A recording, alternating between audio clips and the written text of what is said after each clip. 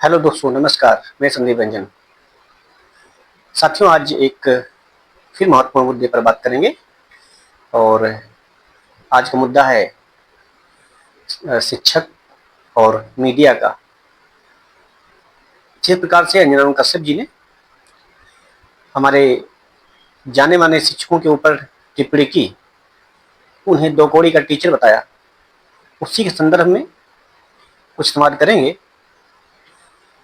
आपने देखा होगा कि इस पे जो है हमारे खान सर ने अंजना कश्यप जी को इतना बढ़िया से लपेटा। उन्होंने से चैलेंज किया कि अंजना जी आप आइए और अर्थशास्त्र को पढ़ा दीजिए। चैलेंज किया कि अर्थशास्त्र को पढ़ा दीजिए, थोड़ा हमको भी समझा दीजिए कि देश की अर्थव्यवस्था कैसे चलती है, क्या है जीडीपी। इसके अलावा भी कई टीचर ने बहुत बढ़िया से लपेटा। अंजना कश्यप जी ने तो कहा था, दो कौड़ी की टीचर, हमारे एक प्रतिष्ठित महिला टीचर ने कहा कि यदि हम कौड़ी की टीचर हैं तो वो फूटी कौड़ी की टीचर हैं। यहां तक उन्होंने कह दिया। अब अंजना जी से पूछना यह था कि यही सुनना चाहती थी। पहली बात तो अंजना जी गलत फंस गई। उनको झालमुड़ी में फंसना चाहिए और उन्हें फंसना चाहिए प्रधानमंत्री कौन सा कुर्ता पहनते हैं, प्रधानमंत्री मेलोडी से कैसे मिलते हैं। उन्हें तो ऐसी बात करना चाहिए था इस मुद्दे पर। अपने जो उनका प्योर मुद्दा है, उनका कोर जो है मुद्दा है, उस पर जो है बात करनी चाहिए। लेकिन वो शिक्षकों पर टिप्पणी करके फंस गई इस समय। और इसमें देश के जाने माने जो शिक्षक हैं, उन्होंने कितना बढ़िया से गोदी मीडिया गोदी मीडिया गोदी मीडिया, मतलब ये लोग तो भी केवल कुछ लोग जानते थे गोदी मीडिया, लेकिन आज ये शिक्षक बता रहे हैं गोदी मीडिया क्या होती है। मतलब अंजना कश्यप जी ने ऐसी एक बात क्या बोली, वो उसका भड़ास पूरे शिक्षकों ने निकाल के रख दिया। मतलब वास्तविकता निकाल के रखा है। तो कि इसको कहते हैं आवेल मुझे मार। अगर देखा जाए तो इसे कहते हैं आवेल मुझे मार। वही वाली हाल हो गई। मुझे याद है कि जब प्रधानमंत्री जी पश्चिम बंगाल में चुनाव प्रचार कर रहे थे, झाल मुड़ी खाए थे, तो झाल मुड़ी क्या खरीदे 10 रुपए की। अंजना कश्यप जी ने कहा कि झाल मुड़ी में कितना तेल पड़ता है, कैसा तेल पड़ता है, बनता कैसे है, ये कैसे विश्व लेवल फेमस है। मतलब प्रधानमंत्री जी ने खाया तो आगे क्या होगा, क्या आगे इसको जीआई टैग दिया जाएगा। मतलब पूरा इतना ही नहीं, मेलोडी, मतलब प्रधानमंत्री जी गए विदेश नीति को मजबूत करने, इन्होंने पूरा तो मेलोडी मेलोडी मेलोडी मेलोडी। मतलब क्या ही बताया जाए, ये हमारे देश की मीडिया की वास्तविकता है। आप देख रहे होंगे कि अभी जो प्रेस रिपोर्ट आई है, उसमें भारत की जो मीडिया है उनकी क्या स्थिति है। स्थिति तो बताएगी, पहले रैंक तो जान लीजिए। 180 में 157 रैंक पर है। और अगर आप उस रिपोर्ट को पढ़ेंगे तो उसमें देखेंगे कि जो संपादक हैं और जो एंकर हैं, वो किस प्रकार से लिखते हैं और किस प्रकार से एंकरिंग करते हैं। इस कारण से हम 157 रैंक पर हैं।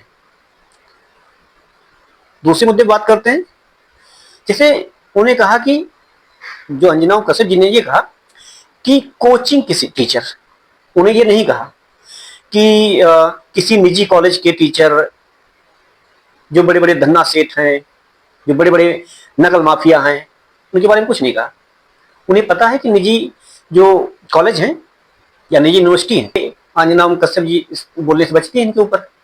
उनको तो ये कहना चाहिए कि जो निजी स्कूल हैं उस पर प्रतिबंध लगाना चाहिए, क्योंकि वो सबसे बड़ा माफिया है। वो हकीकत में गरीबों के पैसे वो ठगते हैं। उनके यहाँ निजी पुस्तकें होगी, उनके यहाँ खुद अगर एडमिशन कराएंगे तो जूते भी लेना होगा, कॉपी भी लेना होगा। आपने एक मामला सुना होगा, शायद सीतापुर का है, मुझे कंफर्म नहीं है। वहां टीचर ने क्या कहा, मेरे यहाँ से पुस्तक ली हो तो मेरे यहाँ से कॉपी भी लेना है। मतलब कुछ भी। तो ये जो कोचिंग टीचर हैं माफिया नहीं है, वो कोचिंग टीचर वास्तव में छात्रों का भविष्य बनाते हैं। और उन्हीं के पढ़ाए हुए टीचर हकीकत में पत्रकारिता के क्षेत्र में और टीचर्स प्रशासनिक क्षेत्र में यहाँ जाते हैं। आप समझ सकते हैं कि अगर ये निजी स्कूलों में पढ़ाई होती, अगर या प्राइमरी स्कूलों में अगर पढ़ाई होती तो ये जो छात्र हैं ये कोचिंग क्यों लेते, कोचिंग का सहारा क्यों लेते, क्या जरूरत थी कोचिंग का सहारा लेने की। लेकिन अंजना कश्यप जी कहाँ बोलेंगे इस पे।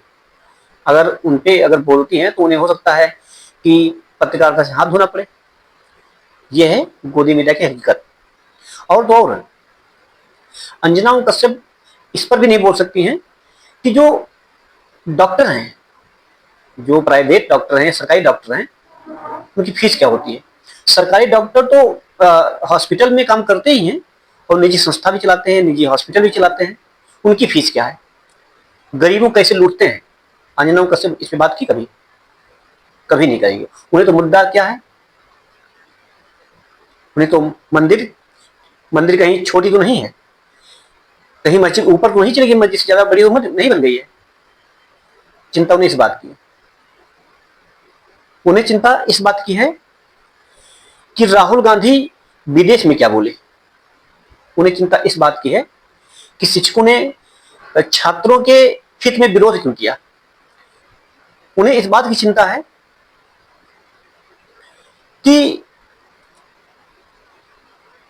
पश्चिम बंगाल में ममता बनर्जी लंबे अरसे से क्यों सत्ता में है। उन्हें इस बात की चिंता है। लेकिन उन्हें इसकी चिंता बिल्कुल नहीं है कि निजी जो स्कूल हैं इतना पैसा क्यों ले रहे हैं, निजी डॉक्टर्स जो हैं इतना पैसा क्यों ले रहे हैं, उनकी फीस की महंगी क्यों है। उनको इसकी चिंता है कि जो है विपक्ष क्यों बोल रहा है। उन्हें इस चीज की चिंता है कि हमारे टीचर जो है छात्रों के हित में क्यों खड़े हैं। उन्हें इस सब चीज की चिंता है सही माने तो सबसे बड़ी चीज है कि कम से कम उन्हें भी इसी को ध्यान रखना चाहिए कि हमारे जो कोचिंग टीचर हैं वो कहीं ना कहीं एक नए भारत के निर्माण में महत्वपूर्ण योगदान दे रहे हैं। और हकीकत में आप तो बिल्कुल नहीं दे रही हैं। ये तो प्रदेश जानता है कि आप क्या कर रही हैं। सुबह से लेके केवल आप मीडिया में बैठकर मुर्गा पहले तो अपना लड़ेंगी, चिल्लाएंगी, और दूसरे को जब शाम को आएंगी, शाम को टीआरपी इकट्ठा करने के लिए चार मुर्गा रखेंगी, चार मुर्गा को लड़ाएंगी, पूछेंगी और ऐसे ऐसे उत्तेजक सवाल पूछेंगी जिससे आपको भी सुनाई, मतलब लोग सुना देते हैं, चले जाते हैं बीच में, तब चिल्लाती हैं। तो आपकी ये हकीकत है अंजना जी। आप बात करिए बेरोजगारी कैसे कम हो, आप बात करिए कि रोजगार कैसे मिले, आप बात करिए गरीबी कैसे कम हो, आप बात करिए कि छात्रों का हित कैसे सधे, आप बात करिए देश की अर्थव्यवस्था कैसे बढ़े, आप बात करिए देश में स्वास्थ्य और सुरक्षा कैसे मजबूत हो, आप बात करिए लोकतंत्र और कितना मजबूत हो, आप बात करिए कि हमारी कृषि क्षेत्र कितना सुदृढ़ हो, आप बात करिए कि हमारा बैंकिंग सेक्टर कितना मजबूत हो, आप बात करिए कि हमारा शिक्षा व्यवस्था कितना मजबूत हो। आप बात तो करिए। देश आपसे ये सुनना चाहता है। देश आपसे ये नहीं सुनना चाहता है कि मस्जिद कहाँ बनेगी और मंदिर कहाँ बनेगी। देश आपसे ये नहीं सुनना चाहता है कि विपक्ष कब बोलेगा कब नहीं बोलेगा। देश आपसे ये नहीं सुनना चाहता है कि प्रधानमंत्री जी ने मेलोडी से कहाँ मिलेंगे कहाँ नहीं मिलेंगे। देश आपसे देश ये नहीं सुनना चाहता है कि कब टीचर पढ़ाएंगे और कब टीचर बच्चों के समर्थन में गलत का विरोध करेंगे। आपसे ये सुनना चाहता है कि आप नए भारत के निर्माण में किस प्रकार से अपना योगदान दे रही हैं। तो मैं इस मुद्दे पर बहुत गंभीरता से बात करने आया था। काफी हद तक मैंने बात किया। अगर आप भी हमारे बातों को सुन रही हो तो आप भी जवाब दें। जो सत्य है सत्य बोला जाएगा, क्योंकि हमारे सभी महापुरुषों ने कहीं ना कहीं गलत का विरोध किया और छात्र हित, समाज हित, शिक्षक के हित और किसानों के हित में, महिलाओं के हित में लगातार आवाज बने हैं। उसी प्रकार से हमको भी आवाज बनना है। नमस्कार, धन्यवाद।